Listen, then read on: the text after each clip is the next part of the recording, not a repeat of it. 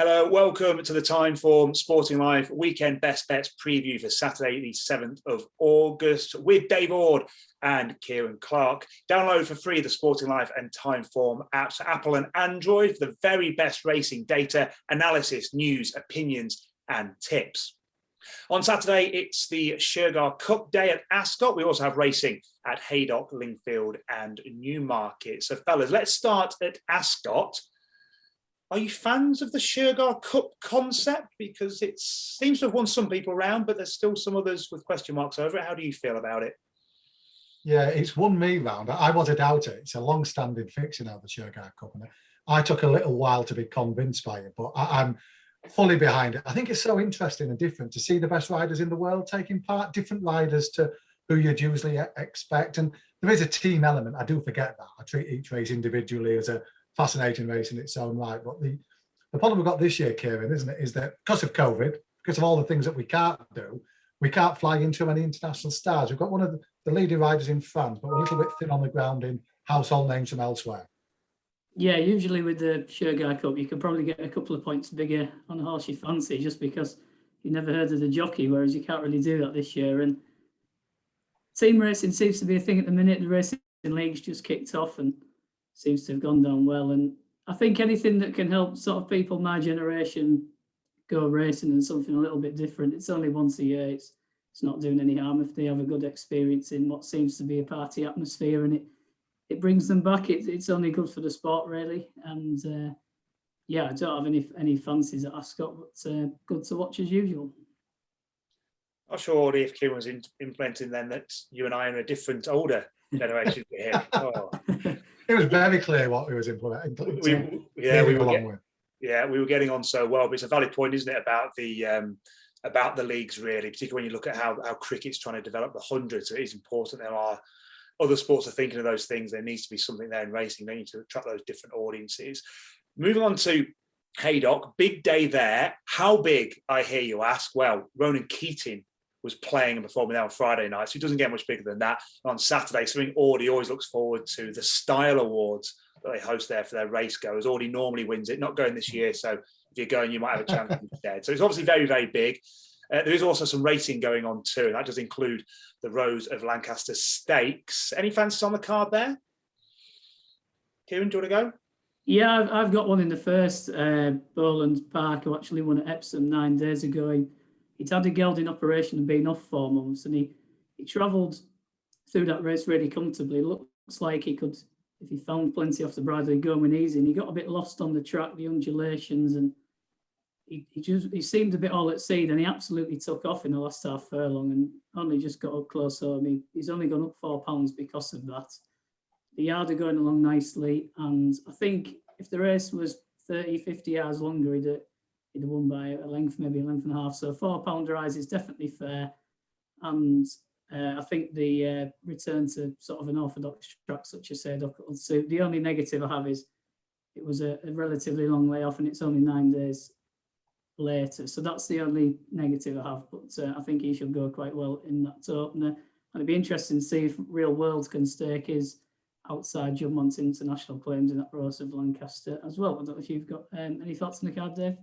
Yeah, it's dead interesting, isn't it? The Real World story. He sort of come from nowhere with his Ascot win and Newbury success last time. He's a real rapid improvement. We don't know where his ceiling is. I mean, they'll keep him honest in this Rose of Lancaster. It's a really interesting race. Yukon Glen is just one of the most popular horses in training. You can see why. He turns up anywhere, doesn't he? Any trip, any distance, any grade, runs his race with a remarkable Jim Goldie. I mean, he's running in a group race over 10 furlongs. I think the Skybet Ebert over 1 mile and 6 is next on his agenda. He's an absolutely remarkable horse. I'd love to see Yukon Glen win it, but I'm not sure he'll be good enough to beat Real World. I'd just like to mention the Dick Hearn Stakes as well. He's my favourite ever trainer, the late Dick Hearn. Incredible record he had winning derbies, all the major races, and this is the race that commemorates him. And I do think it was quite intriguing. There's a horse called Potapova running, Holly Doyle rides. A very likely race filly, last run in the Coronation Stakes at Royal Ascot, got a bit warm and boiled over there. But the fact they pitched her in at that level last time was, I thought, really significant. I'm very sweet on Potapova, and she'd be a really fitting winner of the Dick Hearn Stakes. She's trained by Sir Michael Stout, who was actually locking horns with Major Hearn when they were training. Sir Michael Stout's one of the the longest serving. He's a training legend, still churning out big winners to this day. He was a contemporary of Dick Earn too, and it'd be lovely to see him win the Dick Earn Stakes with Potapova tomorrow, and I think he might well do that. Great, so that's there. What about other? I'm letting the leash off now. So there we go. Where are the next other best bets for you over the weekend, particularly Saturday? You know, I'm a gentleman. I'm going to let Kieran go first with this one, Gareth. Oh. Yeah, 5 o'clock at Newmarket, my best bet of the weekend. It'll be Richard Hannon trains Rumi, who made a winning handicap debut 3 starts back, then ran quite respectably behind Fox's Tails at Ascot, and caught the eye a bit last time at Haydock. He was stepped up markedly and tripped a mile and 3/4. Trippy wasn't bred to stay, and he travelled through that race really comfortably, and he just didn't find off the bridle. I think the extra distance didn't play to his strengths that day. He's back down to a mile and a quarter tomorrow. He's the only 3-year-old in the field getting the allowances, and I think he could potentially be underestimated in the market because of how he fared last time. The form book says he finished 6th, when actually he probably travelled like the second best horse in that race. So he's the best bet of the weekend for me. Hopefully a bit of value, and we can get on early before people cotton on. My sadly not as big a prize, but Charlie Appleby and Godolphin having a wonderful season with Sons of Frankel, and they've got one in the nursery 325 called Fall of Rome.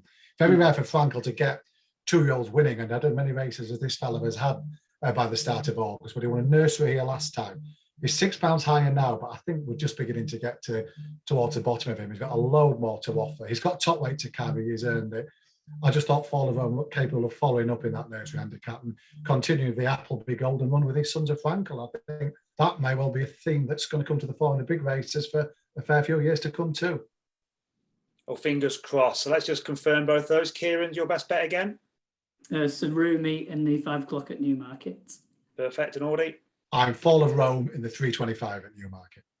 Perfect. Well, thanks a lot to Dave and Kieran. Do follow the weekend action with us at Sporting Live. You can catch right now exclusive columns with OC Murphy and Richard Fahy previewing the weekend racing, plus Mark Howard and Simon Holt's best bets, and as always, our TV tips. And remember, Timeform Race Pass is now just £30 per month, meaning you can get racing's very best data, trusted comments, form and expert tips for just £1 a day. Get a flavour of what those passes can do for you with a daily free pass. Saturdays is the Rose of Lancaster Stakes. So do get that there to see what it can do for you and get that inside track on Saturday's big race. Enjoy your weekend racing.